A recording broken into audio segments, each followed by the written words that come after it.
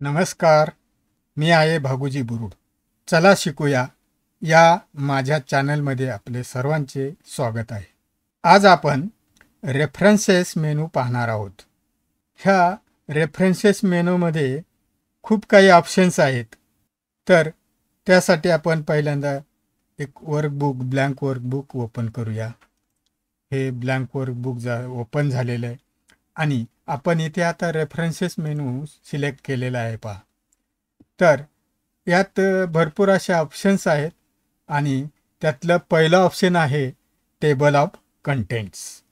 आपण एखादे पुस्तक बनवत असाल तर त्याचे इंडेक्स याच्या मदतीने बनवू शकता. महत्त्वाचे टॉपिक्स इंडेक्स बनवू शकता. अशा पुस्तकाचे जर PDF बनवत असाल तर अनुक्रमणिका बनवू शकता. त्यावर क्लिक केल्यावर टॉपिकवर जाऊन पोहोचल. म्हणजे ती जी अनुक्रमणिका आहे त्यामध्ये जे हेडिंग लिहिलं आहे त्यावर क्लिक केलं तर मूळ टॉपिकवर तुम्ही जाऊन पोहोचाल. आणि हे ऑप्शन समजण्यासाठी आता मी एक टॉपिक घेतला आहे. तो टॉपिक आहे असा की इथे असं तुम्ही समजा की इथे एक हे पुस्तक आहे. हे पुस्तक लिहिलं गेलेलं आहे आणि त्याचे वेगवेगळे टॉपिक आहेत. त्या टॉपिकचे हेडिंग्ज आहेत. हे आपण टेक्स्ट घेतलं समजा. हे टेक्स्ट घेतल्यानंतर आपल्याला याच्यात हेडिंग पण बनवायचे आहेत. हे जे पुस्तक आहे असं समजा तुम्ही. याच्यात मला हेडिंग पण बनवायचे आहेत आणि त्याची अनुक्रमणिका किंवा इंडेक्स पण तयार करायचं आहे. तर आता मी इथे व्हिडिओ प्रोव्हाइड्स हे कॉपी करतो आणि हे हेडिंग इथे ह्या पॅराला देतो मी. हे हेडिंग दिलं आणि हे हेडिंग दिल्यानंतर अजून एक प्रक्रिया केली जाईल. इथे कर्सर आणला, टॅब दाबला. टॅबनी जो पॅरेग्राफ समास असतो ना तो सोडला गेला आणि नंतर मी इथे गेलो होम मेनूमध्ये आणि बुलेट सर्च केले. पुन्हा इथे कर्सर आणला आणि टॅबनी पुढे गेलो. इथे पण मी बुलेट आणली. इथे परत मी इथे अजून दुसरं हेडिंग बनवतो. थीम्स हे हेडिंग बनवलं, कॉपी करतो. इथे ते हेडिंग वरती येईल. तर आता इथे आपण ते हेडिंग घेणार आहोत. हे आलं हेडिंग. तर अशा प्रकारे इथे मी परत टॅबनी पुढे जाणार. बुलेट, याला पण टॅबनी पुढे जाणार. बुलेट आली. किंवा समजा इथेच ह्याच याच्यात पॅरात समजा इथून जर तुम्ही एंटर केलं तर तो ऑटोमॅटिक येईल. कारण इथं हा सेपरेट झालेला आहे पॅरा, म्हणून वेगळं हे करावं लागते. हे आलं बुलेट. नंतर इथून समजा बदललं, एंटर केलं तर ती बुलेट येते. अशा प्रकारे तुम्ही हेडिंग देऊ शकता. पुस्तकाचं पॅरेग्राफ्स बनवू शकता. आता मी यासाठी एक टेबल घेतलेलं आहे. Table of content. हे यामध्ये एक पुस्तक आहे असं समजा तुम्ही. मी इथे मांडलेलं आहे. त्यात हेडिंग्ज केलेले आहेत. याचे पानं पहा किती आहेत. पहा पाने. ह्या सगळ्यांचं आपल्याला इंडेक्स बनवायचे. आपल्याला इंडेक्स बनवण्यासाठी पहिले हेडिंग तयार करावे लागतील. हेडिंग तयार करायचे म्हणजे काय, हे जे टेक्स्ट आहे हे सिलेक्ट करा आणि होम मेनूमध्ये हे जे हेडिंग्स दिसतात त्याच्यावर जायचं. हेडिंग 1 वर मी क्लिक केलं. दुसरं पण असं बनवणार. हेडिंग 1 वर क्लिक केलं. तिसरं पण बनवलं. हेडिंग 1 वर क्लिक केलं. तर असे हेडिंग बनवतात. तर आता याच्यात अजून वेळ न घालवता आपण असं करूया की मी हे करतो पूर्ण आणि मग आपण परत भेटूया. तर आता ह्या हेडिंग्स माझ्या पूर्ण झालेल्या आहेत. जेवढं डॉक्युमेंट आहे किंवा जेवढं हे पुस्तक आहे त्याला मी हेडिंग बनवले आहेत. तर आत्ता आपण याचं इंडेक्स बनवणार आहोत. तर इंडेक्स बनवण्यापूर्वी इंडेक्ससाठी किंवा अनुक्रमणिकेसाठी अगोदर काही ब्लँक पेजेस घ्यावे लागतील मला. तर मी आता इन्सर्टमध्ये जातो आणि इथून आता कर्सर माझा इथे पहा, म्हणजे याच्यावरती ब्लँक पेज येईल. तर ब्लँक पेज केलं, परत एकदा ब्लँक पेज करे. 2 पेजेस घेतली मी, समजा ही पहा, ही 2 पेजेस घेतली, 1 2 आणि तिसऱ्या पेजपासून माझं टेक्स्ट सुरू होते. तर आता माझे हेडिंग तयार झालेली आहेत आणि इंडेक्स बनवायचे. इंडेक्स बनवण्यासाठी प्रथम मी इथे पहिल्या पेजवर आलो आणि इथे क्लिक केलं. आता मला रेफरन्सेसमध्ये जायचं आहे आणि टेबल ऑफ कंटेंटवर क्लिक केलं. मी क्लिक केल्यानंतर मला इथे 3 ऑप्शन दिसले पहा. हे 1 ऑप्शन, हे 2 ऑप्शन, हे 3 ऑप्शन. तर ह्यापैकी मी फक्त पहिलं ऑप्शनवर क्लिक करतो आणि पहिलं ऑप्शन इथे घेतलं मी. तर पहा, त्याच्यावर क्लिक केल्यानंतर ह्या पहिल्या पेजवर सगळे इथं इंडेक्स आलं किंवा अनुक्रमणिका आली आणि ती अशी आली पहा. पेज 3 वर आहे, हे हा टॉपिक पेज 3 वर आहे, हा टॉपिक पण पेज 3 वर आहे, असं 4 वर हे, असं करत करत पुढे पुढे गेलेलं आहे हे. तर अशा प्रकारे आपली ही अनुक्रमणिका किंवा इंडेक्स तयार झालेला आहे. या इंडेक्सचा उपयोग हे पाहिजे, या 3 नंबरवर मी कर्सर आणला, कंट्रोल दाबलं आणि एंटर केलं. तर मी त्या टॉपिकवर डायरेक्ट आलो. परत मागे जाऊया, आपण मधला कुठला तरी घेऊया. इथे केलं किंवा इकडे पण करू शकतो तुम्ही. कंट्रोल दाबलं, एंटर केलं, डायरेक्ट ह्या टॉपिकवर आलो आपण. तर हा इंडेक्सचा इथे उपयोग केला जातो.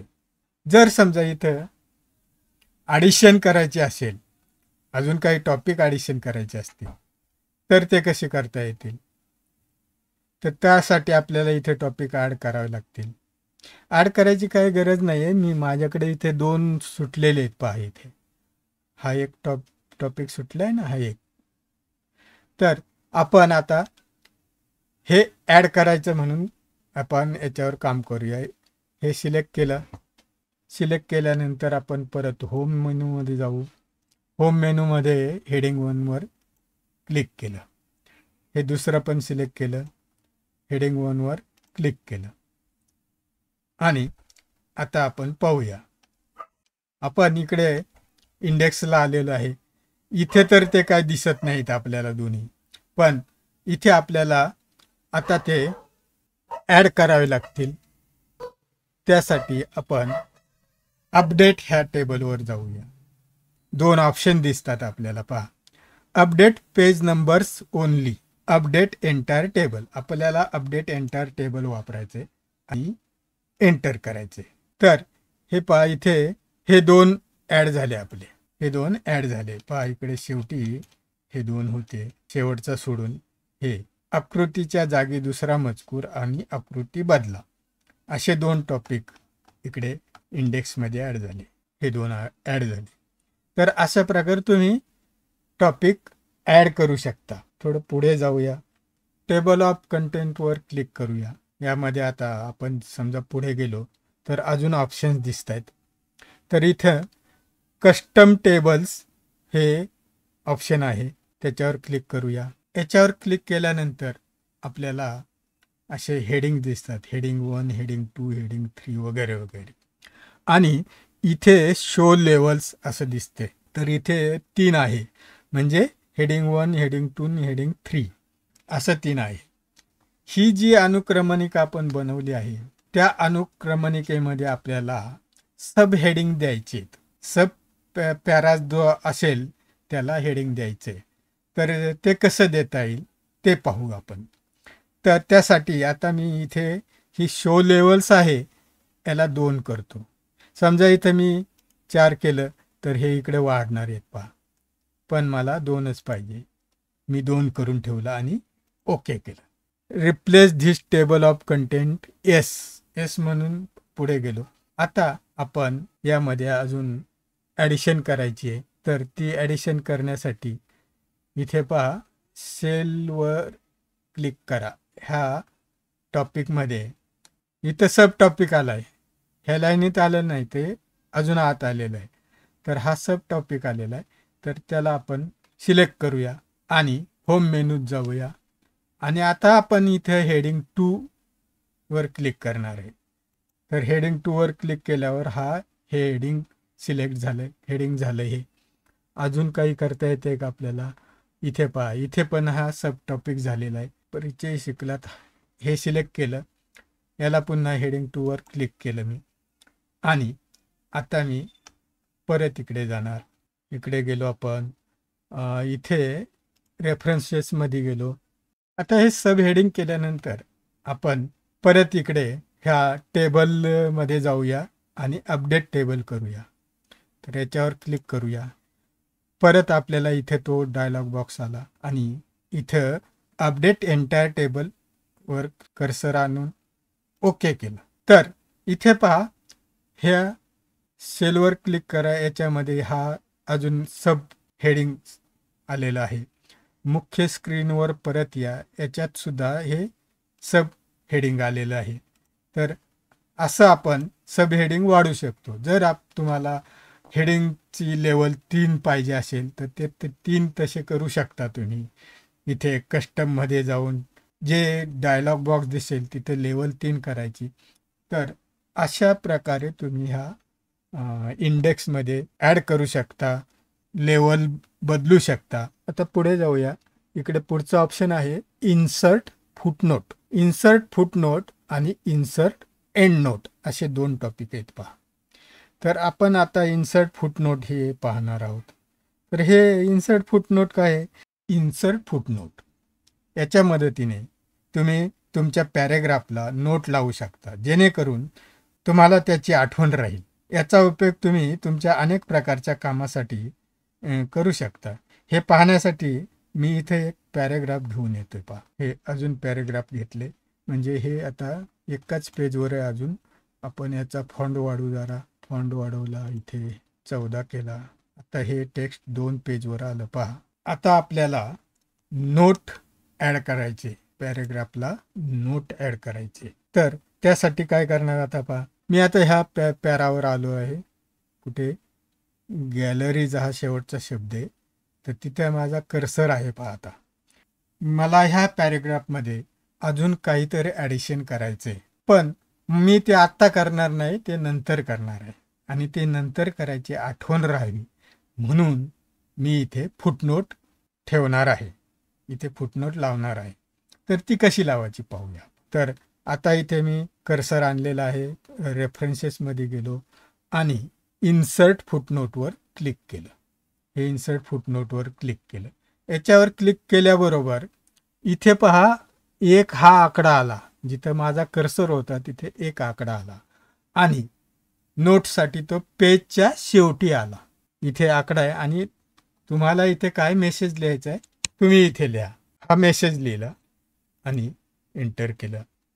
तर आता आपण अजून एक पाहूया. ही झाली फुटनोट. फुटनोट ही त्या पेजच्या शेवटी लागते. आपण अजून एक पाहूया. इथे दुसऱ्या याला नोट लावू. इथे कर्सर आणला डिव्हाइसच्या पुढे आणि परत आता आपण इन्सर्ट एंड नोटला जाऊया. त्याच्यावर क्लिक केलं तर हे पहिल्या पेजवर डिव्हाइसच्या बाजूला आपण कर्सर ठेवला होता आणि इन्सर्ट एंड नोट असं केल्याबरोबर इथे एक अल्फाबेट आलं. आय, स्मॉल लेटरमध्ये आय आहे हे अक्षर आलं आणि आपलं आता हे जे डॉक्युमेंट आहे त्याच्या शेवटी आले. एंड नोट म्हणजे डॉक्युमेंटच्या शेवटी आले. तर इथे सुद्धा आपल्याला मेसेज लिहून ठेवणं गरजेचं आहे. आय विल चेक धिस अशी नोट लावली. ती हे जर पाहायचं असेल ह्या नोट, आता आपण फक्त 2च लावल्यात, अशा अनेक नोट असू शकतात ह्या डॉक्युमेंटमध्ये. तर हे पाहायचं असेल तर आपल्याला इथे जावं लागेल शो नोट्समध्ये किंवा नेक्स्ट फुटनोट याच्यावर क्लिक करूया आपण. तर फुटनोट तो दाखवेल पहा इथे. ही फुटनोट लागलेली, इथं कर्सर आणलाय त्यांनी, हा फुटनोट लागलेली. इथे जर कर्सर आणला तर इथे वेगवेगळे ऑप्शन दिसत आहेत. Next footnote, previous footnote, next end note, previous end note. आता आपण फुटनोट पाहतोय. तर आता आपण आपली फुटनोट एकच आहे, त्यामुळं हा इथेच राहणार आहे. अनेक असत्या तर आपल्याला प्रिव्हियस नेक्स्ट नेक्स्ट करत गेलो असतो आणि त्या फुटनोट आपण पाहिल्या असत्या. आता आपण परत काय पाहणार आहे की एंड नोट. एंड नोट पाहणार आहे. आता पहा, एंड नोटला गेल्यावर आपल्याला इथे आयच्या ठिकाणी हा कर्सर आला आणि ही एंड नोट इथे दिसायला लागली. तर अशा ह्या नोट दिसतात. शो नोटवर गेलं तर इथे पण दोन ऑप्शन दाखवत आहेत, view footnote area, view end note area. आता आपण फुटनोट एरियावर ओके करू. तर हे इथे आलं, ते आय विल ॲड धिस, हा फुटनोटचा मेसेज होता आपला. तर अशा प्रकारे हे इन्सर्ट फुटनोट आणि इन्सर्ट एंड नोट हे आपण पाहून झालेलं आहे. पुढचा टॉपिक सर्च असा आहे. खरं तर हे तुम्ही करतात, वेबसाईट सर्च करतात तुम्ही, सगळ्यांना माहीतच आहे, त्यात वेगळं काही सांगण्यासारखं नाही. पण पाहूया, आता क्लिक करून पाहू आपण काय होते. क्लिक केलं, इथे सर्चसाठी बॉक्स आलेला आहे. आता मी इथे टाईप करतो, समजा सचिन तेंडुलकर असं मी टाईप केलं आणि सर्च क्लिक केलं. इथे सचिनची सगळी माहिती आलेली आहे पहा इथे. तर हे तुम्हाला सगळ्यांनाच माहिती आहे, मी फक्त हे दाखवलं. आता पुढे जाऊ आपण. Insert citation. तुम्ही जर फाईल तयार करत असाल, पुस्तक तयार करत आहात आणि त्यामध्ये जर तुम्ही एखादा पॅरा दुसऱ्या कोणत्याही पुस्तकातून घेतला आहे किंवा वेबसाईटवरून तुम्ही काही मजकूर तुमच्या त्या नोटमध्ये किंवा पुस्तकामध्ये तुम्ही घेतला, तर त्या पुस्तकाचे ओनर, ती वेबसाईट, त्याची माहिती तुम्हाला इथे द्यावी लागेल. त्यासाठी काय करायचं आणि कसं करायचं ते पाहणार आहोत. की जेव्हा आपण पुस्तक प्रकाशित कराल तेव्हा त्याची आपल्याला जरूर पडेल, कारण ह्या गोष्टी ते नमूद करायला लागतात. तर ऑथरचे नाव, वेबसाईटचे नाव असं शेवटी द्यावं लागतं आपल्याला. प्रत्यक्ष कसं करायचं ते आपण जरा पाहूया. आपण आता परत इथेच जाऊया, हेच डॉक्युमेंट घेऊया. आता वेगळ्या ठिकाणी आपण इथे क्लिक केलं, न्यू थीममध्ये क्लिक केलं. आपण इन्सर्ट सिटेशनवर आता क्लिक करा. इथे डायलॉग बॉक्स आला, हे वेबसाईट दिसते. तर मी पहिल्यांदा असं करतो की इथे अनेक ऑप्शन्स आहेत आपल्याला, की हे टाईप ऑफ सोर्स काय आहे, कुठला सोर्स आहे. तर मी पहिला घेतो बुकचा सोर्स घेतो. इथे ऑथरचं नाव लिहूया. ऑथरचं नाव माधव असं लिहू. डम्मी माहिती देतो इथे. पण प्रत्यक्षात जेव्हा खरं बुक करायचं असेल, जेव्हा तुम्ही असे पॅरेग्राफ दुसरीकडून घेतलेले असतील माहिती, तर त्याच्यासाठी तुम्हाला खरी माहिती द्यावी लागेल. इथे पण डेमो करतो म्हणून डेमोच देतोय. तर इथे टायटलला आपण काहीतरी नाव देणं गरजेचं आहे. तर टायटलला मी MM असं करतो आणि इयर त्याचं देतो 2023. सिटी P केलं आणि पब्लिशर AAA केलं. तर ही सगळी आपण माहिती, डम्मी माहिती दिलेली. आणि आता ओके केलं तर ह्या न्यू थीमच्या इथे शॉर्टमध्ये आलं या. तर असं सिटेशन हे लागलेलं आहे इथे. आपण अजून एक पाहणार आहोत. आता दुसऱ्या पॅराग्राफवर येऊ आपण, तिथे डॉक्युमेंटला लावू आपण. आता मात्र आपण परत इन्सर्ट सिटेशनला जाणार आहोत आणि परत ॲड न्यू सोर्सवर क्लिक करूया. ते बुक ऐवजी आपण वेबसाईट घेऊया. वेबसाईट घेतली. ऑथरला काय करूया आपण, GG करूया. वेबसाईट पेजला आपण नाव देऊया डेमोझा हे पेजला नाव दिलं, साईटला नाव दिलं डेमो. इयर आता देऊया 2017. नंतर इथे मंथ, डेट जे असेल तर ते द्यायचं. आता मी URL देतो www.demo.com. हे URL दिलं आपण आणि ओके केलं तर इथे ह्या डॉक्युमेंटच्या इथे हे आलं पहा. पण बिब्लोग्राफीवर येणार आहोत. खरं तर एम एस वर्डचा उपयोग फक्त डॉक्युमेंट बनवण्यासाठी नाही होत, तर पुस्तक बनवण्यासाठी पण होतो. एम एस वर्डमध्ये खूप काही केले जाते. त्यासाठी आता शेवटच्या पेजवर जाऊ आणि इथे एक ब्लँक पेज घेऊया. आता परत इन्सर्टमध्ये जाऊया आणि ब्लँक पेजवर क्लिक केलं. इथे आपलं ब्लँक पेज आलं. आता मला इथे बिब्लोग्राफी दाखवायची. आता ती बिब्लोग्राफी काय आहे ते आपण न सांगता देखील तुम्हाला कळेल काय आहे ती बिब्लोग्राफी. जेवढ्या पॅरेग्राफला नोट लावलेली असेल, म्हणजे सिटेशन लावलेलं असेल, त्या सगळ्यांची इथे इंडेक्स येईल. मी आता बिब्लोग्राफी पाहणार आहे. रेफरन्सला जातो आणि इथे बिब्लोग्राफी आलं. याच्यावर क्लिक केलं. याच्यावर क्लिक केल्यानंतर पुन्हा 3 ऑप्शन्स आली. मला 3 ऑप्शन्स आले. त्यातले मी आता पहिलंच ऑप्शन घेणार आहे. त्याच्यावर क्लिक केलं.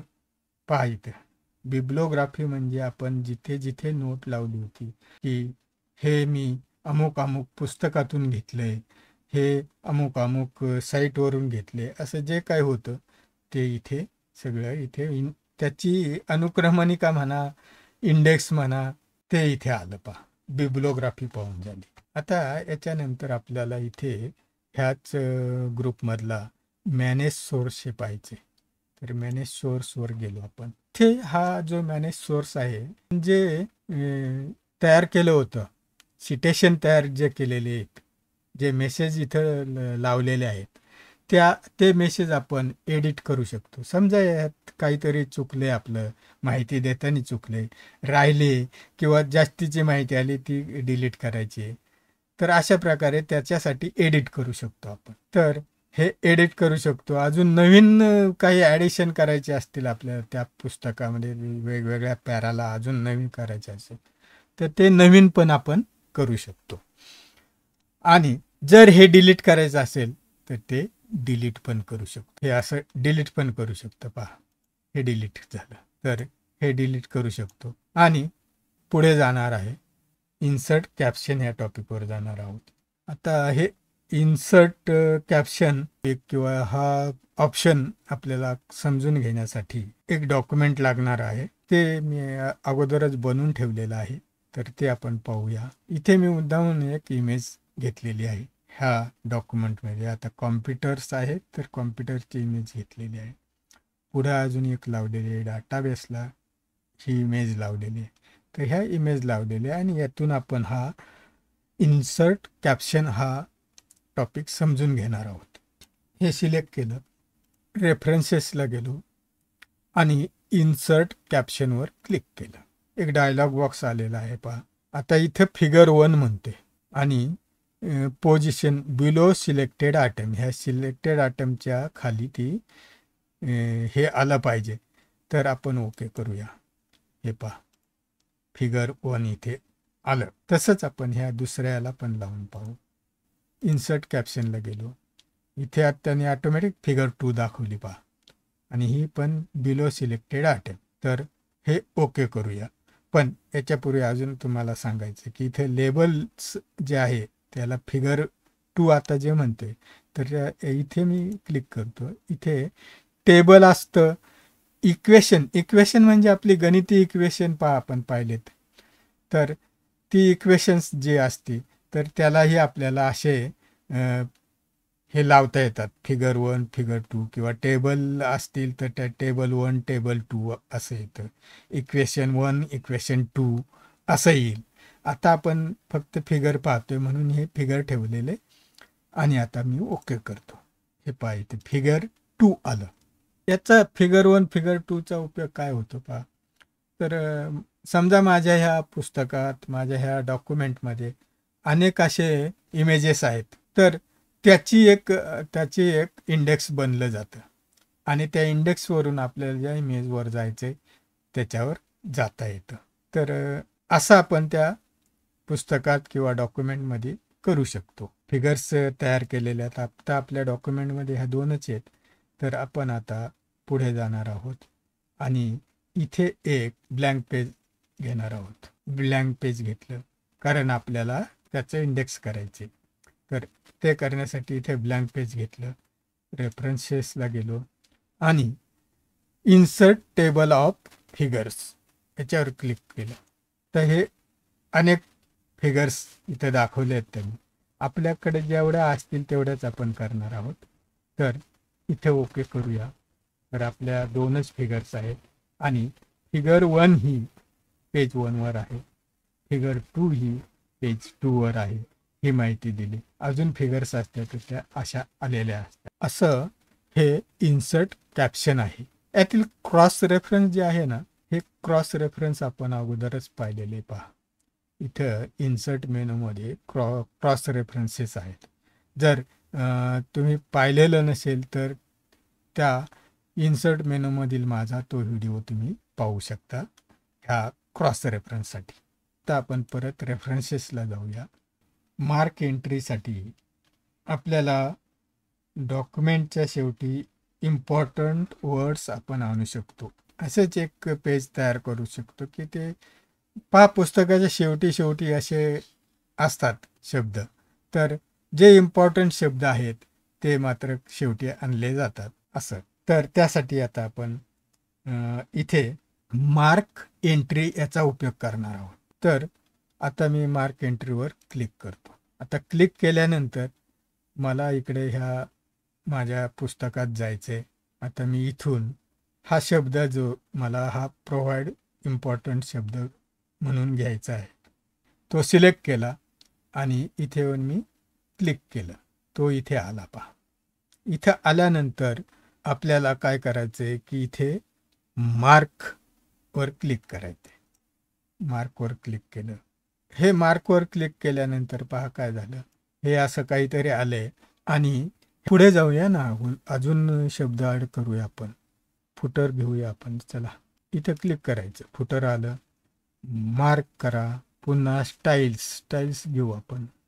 इथं क्लिक केलं, स्टाईल्स आले, मार्क केलं. अजून काय पॉवरफुल आलं, मार्क केलं. अजून पुढे जाऊया, हेडिंग मार्क केलं. काही वर्ड आपण मार्क केलेले आहेत. आणि आता क्लोज करूया. हे क्लोज केलं. आता हे क्लोज केल्यानंतर आपण ह्या डॉक्युमेंटच्या शेवटी येणार. तर पहिल्यांदा हे मार्क्स जे आहेत, हे साईन्स जे आहेत हे घालवायचे. त्यासाठी होम मेनूमध्ये जायचं आणि होम मेनूमध्ये हे साईन दिसते पहा. तर याच्यावर आता हे सिलेक्टेड आहे कारण इथे ते आपल्याला दिसत आहेत म्हणून.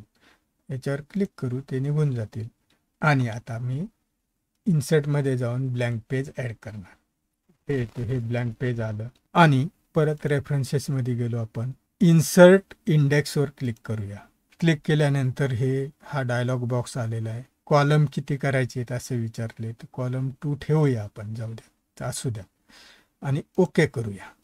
तर हा एक कॉलम झाला आणि हा एक कॉलम झाला. हा फुटर कुठून घेतला आहे तर पेज 1 मधून घेतला आहे. हेडिंग्स कुठून घेतले, पेज 2 मधून घेतले. पॉवरफुल हेडिंग 1 मधून घेतले, प्रोव्हाइड्स 1 मधून, स्टाईल्स पण 1 मधून घेतले. तर अशा प्रकारे हे त्याचं इंडेक्स आलं. आपण आता आणि हे पण पाहिलेलं आहे मार्क एंट्री. आता आपण शेवटचा ऑप्शन पाहणार आहोत, मार्क सिटेशन. ह्या मार्क सिटेशनसाठी मला आता नवीन फाईल घ्यावी लागेल. एक नवीन फाईल घेतली.